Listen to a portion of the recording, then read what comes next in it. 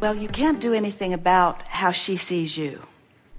And if you try, it'll just get worse, because you can't stand on your head in enough different ways to fix what somebody else thinks is wrong with you. Seriously. But there's something that you're not understanding. And as we visit here, just briefly, this is just going to make so much sense to you. We really liked the way you presented this to us, because not only were you articulate about it, but you were completely accurate about it. But also, it's the way it is whenever anybody isn't getting along. In other words, but it's rare to find someone who acknowledges that usually the same things that are bugging me about you are the same things that are bugging you about me. Because law of attraction is honing in on the active vibration. So we just want to say all of that was logical, and your words perfectly mirrored what's going on vibrationally, which is a really refreshing conversation, because it will be easy for you to hear what we're going to say, which will help you to move into a place that will get you more of what you're wanting. The most significant thing that we want to say, and we said it in part, but we want to amplify it.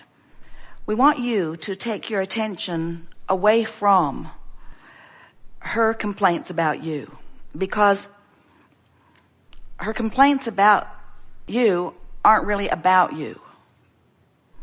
And your complaints about her aren't really about her. Now that's hard to hear, because it seems like it. Seems like before you did that, I felt better. And after you did that, I felt worse. So you're the reason I feel bad. Now, remember, doing nothing about trying to placate her by you changing. But what you can do something about is your vision of her. And the reason that you must do something about your vision of her is because you created, through every argument, through the good times and the not good times, you've created a vortex version of this relationship. Now she has too. In fact, it's interesting, as we feel you and as we feel her through you, your vortex versions of the relationship that you each want are as close to identical as anything that we've ever seen. What she has put in the vortex as a result of living with you, and what you've put in the vortex as a result of living with her, it's the same thing. What's freaking you out is that you're frequently not a vibrational match to your vortex version. And what's freaking her out is that she's frequently not a vibrational match to her vortex version. Is this making sense to you? Now, you can't do anything about, no matter how hard you try, just give it up. You can't do anything about making your reality match her vortex version. There are too many universal forces that are involved in it. But you can do everything about focusing so completely on your vortex version of her that you come into alignment when you think about her.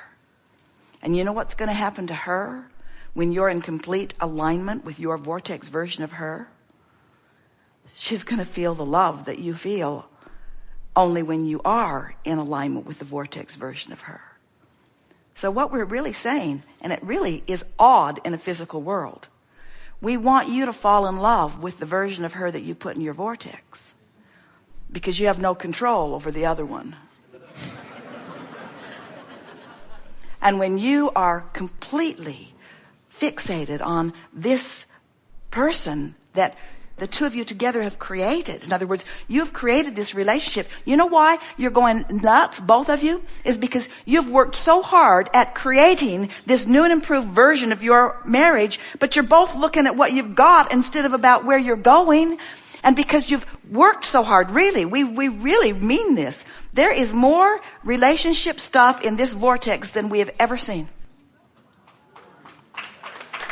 And that's why your opening words were so real and true, because you've both created this magnificent vortex version, and you're both, because of the what is-itis that you've got of facing reality. So it's sort of like, if you could break it down in the way that we know it to be, your words would be to her, you know, I'm so weak in my ability to focus that I'm looking right at us as we are, and us as we are is so different from what we've both created that it's just making me nuts. How about you? Yeah, me too. Yeah, me too. Yeah, me too. That's really what's going on. People think that if my mate would just be different, then I could just observe the difference and I would feel better and everything would be all right. But that isn't how this law of attraction, universal world is. How it is it's never been about you harmonizing with your mate. It's always been about you harmonizing with the vortex version of your life. And her too, you see. You got that, didn't you? Mm-hmm. So we said to a man one day, we were giving him from inside the vortex the kinds of things that he might say. Because when you're in the vortex, what you feel is, I so love what we've created together. When you're in the vortex, you feel such appreciation at where you stand, and you feel appreciation of every squabble that resulted in this expansion.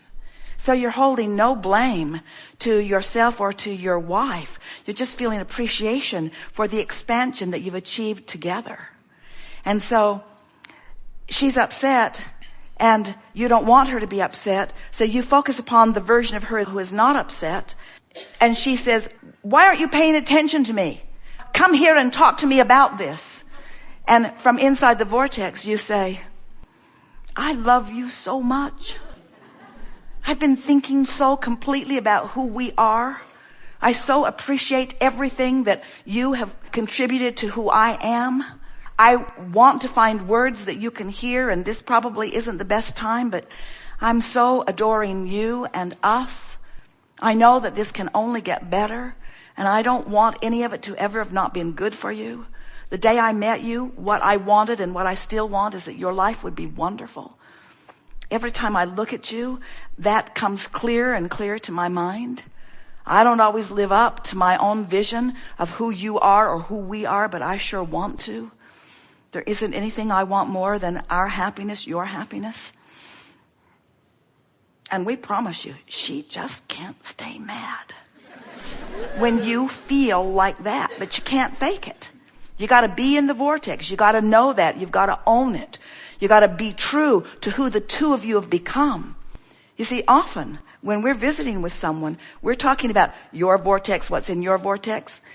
In this case, we're talking about what the two of you have put there. And it is our promise to you that when you harmonize with your vortex, you'll harmonize with her vortex. We can feel the power of this relationship.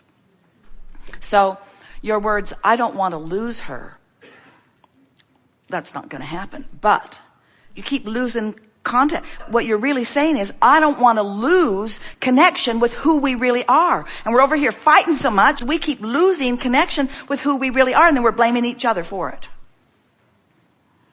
So the most significant thing that we're giving to you is, if you can stand in your vortex and not ask her to be one bit different in any way than she is being, but just accept that's just now reality, which was a bouncing off place for what's real. We haven't said this here today, but we really think this is the best time ever to say it.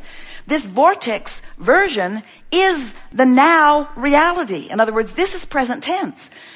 This manifestation is old stuff. And what's driving you nuts is that you have created such a big vortex version, and the now reality is such a departure from it that neither one of you can bear it. And if either of you were to just get fed up with the current squabble and walk away, you'd miss this magnificent vortex version. Because this is one, we promise you, includes the people who are together squabbling now. So when you get it that poking around at the problem is really not such a bad thing because it's causing a better solution, and then you use anything in your power to get into the vortex, which usually means stay off the subject of the issues that always take you out of the vortex. In other words, aren't those issues things that you've thought about a lot and discussed and debated and read about and worried about and stewed about and thought about? Aren't they those things that you've practiced into such vibrational activity or activeness that they're rampant in your vibration? And we just want to say to you, the way to clean up your vibration is from inside the vortex. The way to clean it up is from inside the vortex. And now let us give you the definition of cleaning up your vibration. You can't clean up a vibration. You cannot clean up a vibration. You can't clean it up because your attention to it messes it up. Your attention to it makes it bigger. It just gets bigger and bigger. It's like, I'm going to clean this fire up with gasoline. think I'll clean up this fire with gasoline. I'll just put more fuel on it. And we say, that's not logical, is it? The way you clean it up is by withdrawing from it. The way you clean up a vibration is by activating another vibration. So let's say that you're in the vortex and you got in there because you've been thinking about general well-being, and you like the idea of being the creator of your own reality, and you like the feeling of resonance that you're beginning to feel about the power of your own creation, and you really like the idea of being able to direct your mind and affect your experience. Now feel how general these statements are.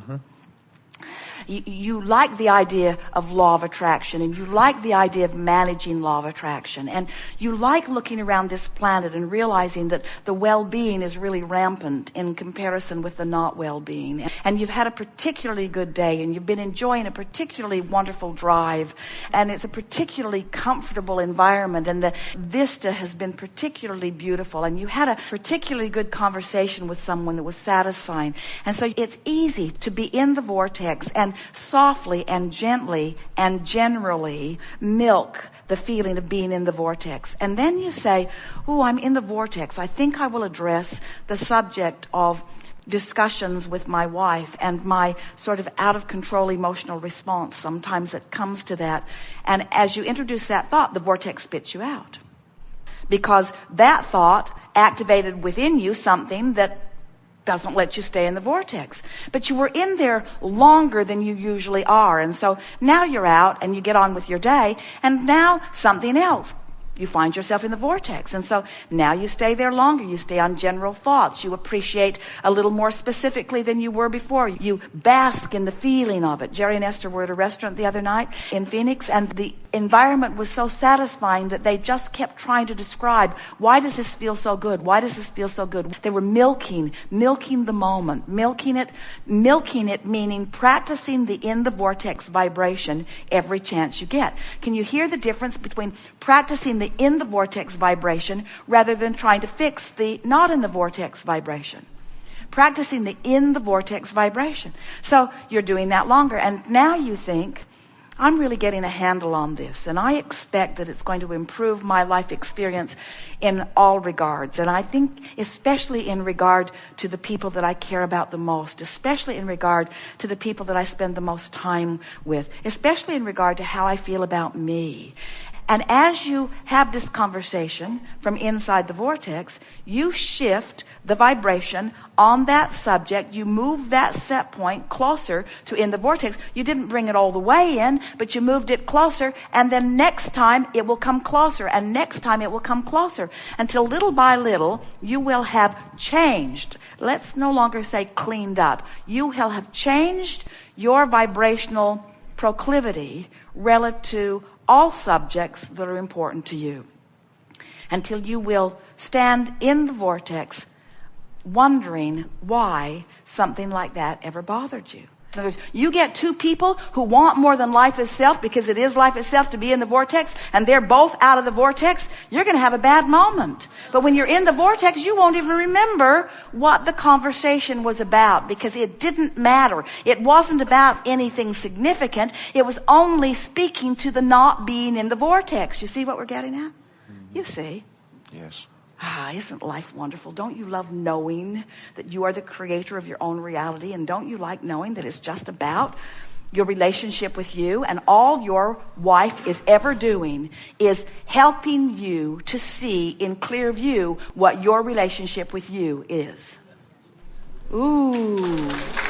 Don't you love knowing that? It's not about your relationship with her. She's just shining a spotlight on your relationship with you. That's all. Good time for a segment of refreshment.